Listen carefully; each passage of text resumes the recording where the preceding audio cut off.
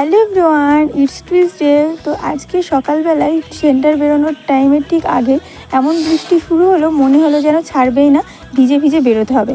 কিন্তু না, কিছুক্ষণের মধ্যেই বৃষ্টি থেমে গেল এবং রোদও উঠে পড়লো চারিদিকে।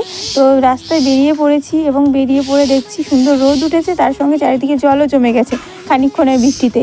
তো এখন আমি বাসে বসে চারিদিকে প্রকৃতি দেখতে দেখতে পৌঁছে গেলাম হরিয়ারপাড়া এবং সেখান থেকে চেঞ্জ করে নিলাম আমি গাড়ি। তারপর আবার আমার গন্তব্যস্থলের দিকে। তো সে হরিয়ারপাড়ার পরে যে অংশটা আমাকে যেতে হয়, সেখানে প্রায়শই অংশটা হলো মাঠ এবং মাঠের মধ্যে দিয়ে আর এই বর্ষাকালে চারিদিকে গাছপালাগুলো একদম যেন ভরে উঠেছে এবং সবুজটা আরও সুন্দরভাবে ফুটে উঠেছে। আর এই রাস্তাটা আরও ভীষণ সুন্দর লাগে, কারণ এই রাস্তায় বেশ কয়েকটা কৃষ্ণচূড়া গাছ রয়েছে এবং সেই গাছগুলো এখন কিন্তু সুন্দর ফুল ফুটে আছে। তো এইভাবেই রাস্তাগুলো পার করে পৌঁছে গেলাম আমি আমার গন্তব্যস্থল, আমার সেন্টারের দিকে। তো সেন্টারে গিয়েই প্রথমে আমি আমার জায়গায় বসে গেলাম এবং বসার পরে আস্তে আস্তে সমস্ত কাজ শুরু করে দিলাম।